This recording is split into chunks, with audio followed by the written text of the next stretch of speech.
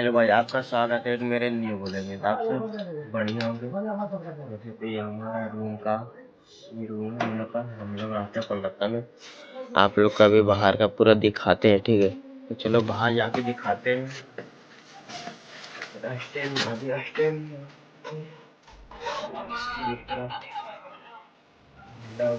Wait करने के लिए, तो चलो आप लोग को बाहर का दिखाते हैं।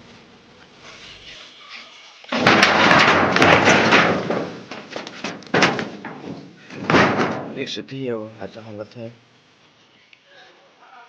यहाँ पे, पूरा गाँव ही की तरह लगता है, गाँव की तरह।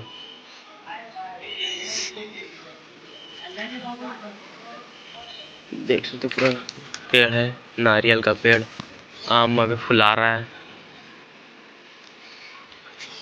नाश्ता कर रहे हैं। अगर आप लोग को मेरा फुल वीडियो देखना चाहते तो इंस्टाग्राम में लिंक है, आप लोग जाके यूट्यूब देख सकते हो और चैनल सब्सक्राइब लाइक सब कर देते हैं। मिलते हैं।